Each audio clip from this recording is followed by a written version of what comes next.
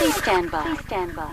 6GB RAM, 21 megapixel camera, octa-core processors. Well, these are some of the features that a lot of phones these days are flaunting. But how many of these features are actually important? How many of them are completely meaningless and redundant? Which is the phone that you should be buying? All questions answered on Unboxed, the ultimate tech buying guide show. And to take this discussion forward, I've got Bernie and Rahul. Thank you so much for joining us on the show today. But before we really get into the discussion, let's just take a look at some of the phones that flaunt all these high-end specs. Recent times have seen a number of smartphone manufacturers cam in a lot of firepower in their devices. All that looks really good on paper or just to flaunt. But does that really make a huge difference when it comes to actual performance? No one really knows. Well, while this debate continues, let us take a look at some of the smartphones that come loaded with hardware across different price points. One of the first and the most sought after smartphones currently available in the Indian market comes adorned with some impressive hardware specs. Latest Qualcomm Snapdragon 820 processor, 6GB of RAM and a meaty storage of 64GB. The OnePlus 3 is the newest flagship from OnePlus that continues to entice users with performance but not a very high price tag. The Zenfone range of devices has always come as a surprise to users, be it for the price and features or for its appealing design this time. The Zenfone 3 Deluxe is the most ambitious smartphone coming from Asus till date and features some meaty hardware as well. The Zenfone 3 Deluxe trumps the OnePlus 3 with a newer Qualcomm Snapdragon 821 processor, 6GB of RAM and 64GB of internal storage. While the Zenfone features a seamless metal unibody design that is a cut above the rest. Max 2 is the first smartphone to feature a massive 6GB of RAM. However, when the device got finally launched in India, the company launched it with 4GB of RAM instead of 6GB RAM. Other hardware specifications include a Qualcomm Snapdragon 820 processor and 32GB of storage. However, the Max 2 has seen some massive price drops in the Indian market, making it a very desirable smartphone, complete with a 2K resolution display. Okay, so we have phones nowadays with 6GB RAM, really high-end specs in terms of, at least on paper. How much of it is really important and how much of it becomes meaningless? Especially, let's start with RAM. What's happening these days is companies are fighting on the specs war, fighting on the specifications, how much I can offer you in the least price possible. But actually, if you look at the utility, people are not using that much RAM. 6GB RAM is a lot. I mean, even now I have a laptop which is 4GB RAM and which gets the job pretty done. Which has more than RAM than a laptop. 6GB RAM is actually a lot. I don't think you have use cases for a vast majority of the people to utilize the 6GB RAM. But I'm looking at Apple, right? Apple has only last year they introduced 2GB, this year it's 3GB RAM. And it's buttery smooth experience, right? I don't think it's the number that matters, how well you optimize it that matters. Well, I'll absolutely agree with Bharni here that, having a 6GB RAM is more like a novelty factor rather than a utility, because the more you add onto the hardware part, the more battery you are consuming, the more load you are putting onto the whole ecosystem that is there inside of your smartphone. Other than, adding numbers to the hardware, you should look at optimizing your system. For instance, Apple is the classic example for this. This year they incorporated 3GB of RAM in their flagship smartphone, and again the experience is really good.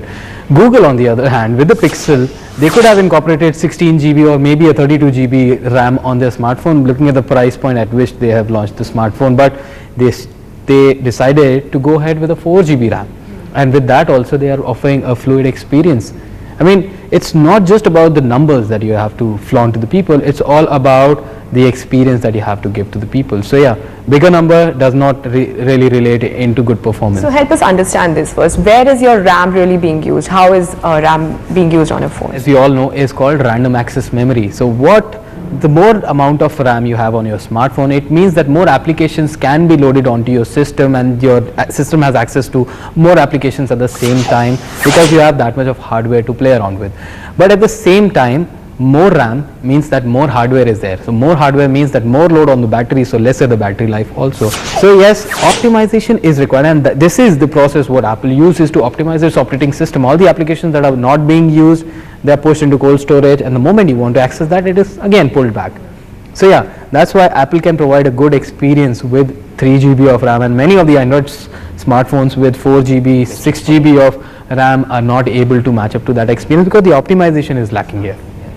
How about processor? You know, it started with dual core, quad core, octa core. I think there's a deca core phone as well also, now. yeah. You know, how is it important in terms of processors? RAM and processor are like working in tandem, right? RAM allows you to hold many applications in ready state. Processor allows you to compute a lot, right? Especially it comes handy while you play heavy games or edit video files or take a lot of 4K videos, for example. These are the times when the processor is actually put into real test. But how many people actually end up using that 4K recording because they don't even have the storage to hold one 4K recording. So I think for a vast majority of the people, quad core is great. Okay. I think that's you can get your job done. It will actually help your battery life also. Beyond that, unless you have a specific need, octa-core versus quad-core will not make a practical difference. So we are at a stage where we have octa-cores and deca-cores coming very soon, but interestingly there is a new company which is also experimenting with I think close to about 192 cores on a single processor.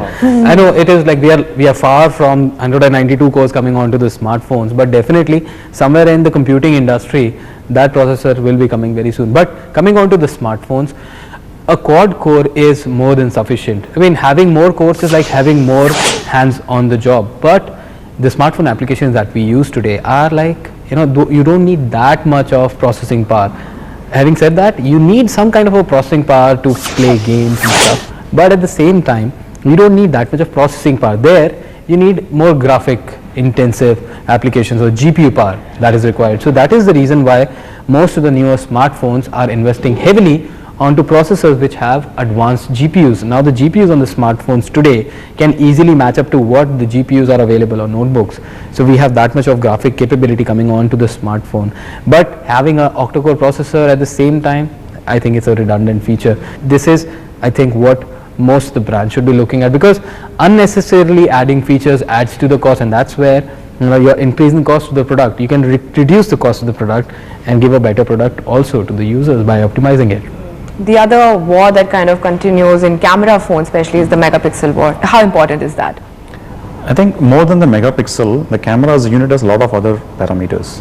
You have the autofocus speed, right? How fast you can focus on the object. What is the aperture size?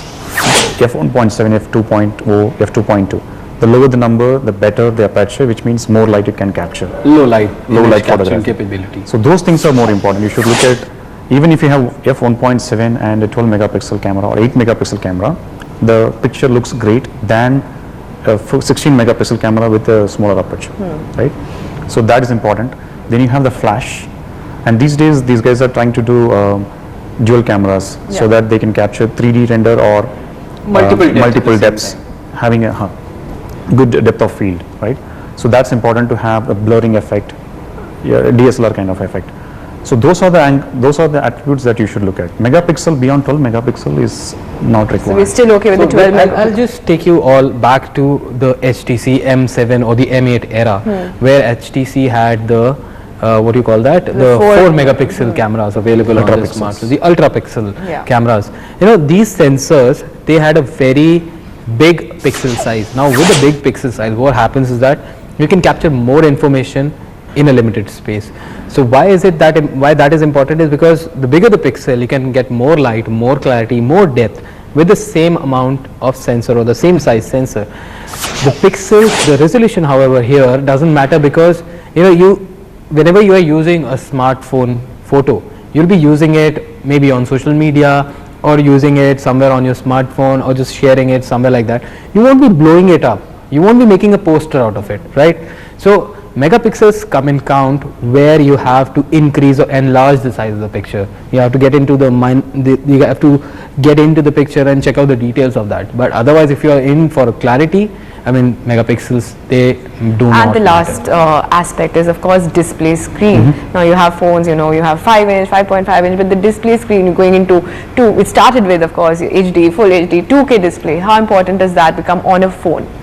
I think on a display, full HD is more than enough for practical purposes as of today. beyond the resolution, right, you should look at the brightness of the screen, the pixel density of the screen, how large the screen is, Right. how strong the screen is, because the screen is the most important component of the smartphone. If you drop, if it breaks, it's meaningless. Well, many of the brands are considering it nowadays is the screen to size ratio on the device. So what happens mostly in initial days, we had a smaller screen size but inside of a very big smartphone. Nowadays we are looking at screen to body ratios of upwards of 75%. So for instance, 75% of the area is just the screen, rest of the 25 is the phone body, which makes a device sleek and smaller, and you can have a bigger screen in a smaller area. And it makes it look good. Exactly, it makes it look good also. But coming back to the resolution part, I mean, it makes no difference for the human eye, like from a distance of about 1 to 2 feet. But when you are using devices, specialized devices like a VR headset or something like that, then the resolution really comes into play, because the moment you put lenses onto a HD or a full HD screen, you'll see some kind of pixelation. But the higher you go in terms of resolution, the pixelation gradually fades away. But at the same time, you are adding a lot more hardware onto that small little device. A 4K display is is like a lot worse when it comes to power efficiency, because it has 4 times the pixels of a normal HD screen. That's why it's called 4K. Right, so 4 times more energy consuming than a HD screen on a normal smartphone. So yeah, you have to factor in all that information, plus you are adding a lot more load onto the GPU and the processor, which is processing that much of data to make that one particular image come onto the screen. So yeah, it's a redundant feature, I'll say. Well, so of course then concentrate more on the real meat factors on your phone and not just the meaningless factors. And moving on from that to the deal of the week.